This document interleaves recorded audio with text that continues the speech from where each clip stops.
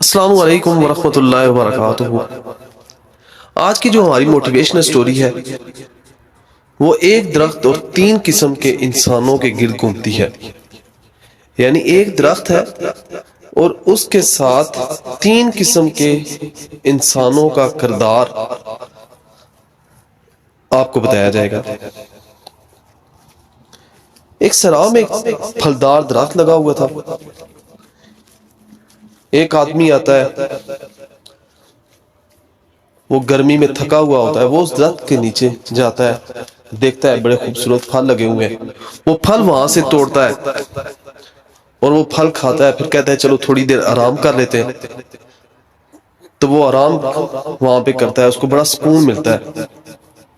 پھر وہ اٹھتا ہے اور اپنے کپڑے جھاڑتا ہے اور آگے نکل جاتا ہے۔ یہ ایک انسان کا کردار ہوگا۔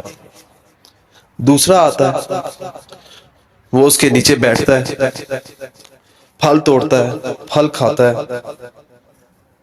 اور اس کے نیچے آرام کرتا ہے اور اس کو بڑا سکون ملتا ہے۔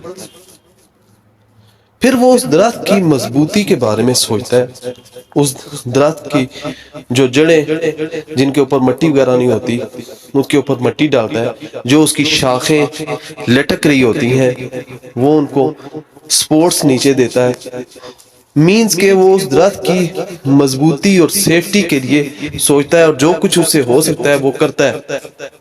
اور پھر جب وہ ادھر سے نکلتا ہے اور پیچھے مڑ کر جھانک کر اس کو دوبارہ پیچھے دیکھتا ہے اور اس کا شکریہ بھی ادا کرتا ہے کہ یار یہ کتنا زبردست درخت ہے، یہ جہاں پہ جب سراہ میں آدمی آئیں گے تو ان کو یہاں پہ بڑا سکون ملے گا اس کے نیچے۔ تو وہ ان کی مضبوطی کے لیے سوچتا ہے اور بار بار پیچھے دیکھتا بھی تھا، اور پھر کہتا تھا، اس نے عہد کیا کہ میں یہاں پہ گاہے بگاہے چکر لگاتا رہوں گا تاکہ اس درخت کو کوئی نقصان نہ ہو، اس سے دوسرے جو لوگ اور بھی ہیں تاکہ اس سے زیادہ لوگ فائدہ اٹھائیں۔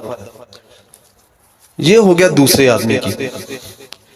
تیسرا آدمی آتا ہے، وہ بھی اس درخت کے پاس آتا ہے، پھل توڑتا ہے، پھر بیٹھ جاتا ہے اور اس کو بڑا سکون ملتا ہے۔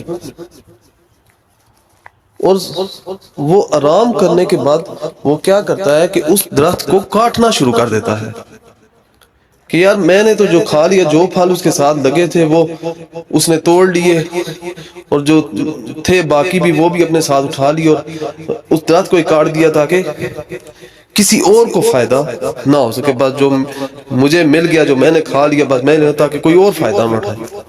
یہ تیسرے آدمی کا کردار تھا۔ اب اس میں سبق کی بات یہ ہے کہ اگر ہم اپنے ارد گرد دیکھیں،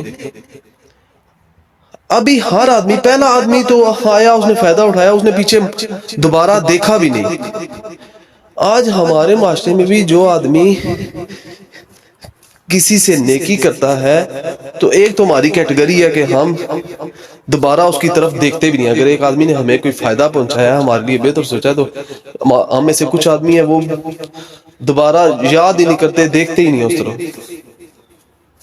اور دوسری ہماری کیٹیگری یہ ہے کہ جو آدمی نیکی کرتا ہے تو جس طرح دوسرے آدمی کی ہے کہ ہمیں اس کو مضبوط کرنا چاہیے، ہم اس کی نیکیوں کا احسان رکھتے ہیں، اس کی قدر کرتے ہیں کہ یار اس نے میرے فلاں مشکل وقت میں میرے ساتھ کھڑا ہوا تھا، اس کو مضبوط کرتے ہیں، اس کی حفاظت کرتے ہیں۔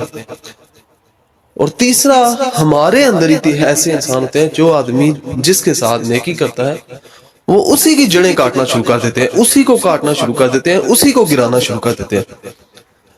تو میری تمام بھائیوں سے، سننے والوں سے، مرد و عورتوں سے ریکویسٹ ہے کہ جو آپ کے ساتھ نیکی کرے آپ بھی اس دوسرے آدمی کی طرح بنے، اس درخت کی حفاظت کرنے والے کی طرح بنے۔ جو آدمی آپ کے ساتھ نیکی کرے، جو بھی نیکی کرے، اس کی مضبوطی کے لیے، اس کی حفاظت کے لیے سوچیں، اس کے ساتھ شانہ بشانہ کھڑا ہو جائیں تاکہ وہ فائدہ دینے والا ہے، اور اس کے ذریعے آپ اس کے ساتھ اس کی سپورٹ کریں گے تو وہ دوسروں کے لیے بھی مزید فائدے والا ہوگا۔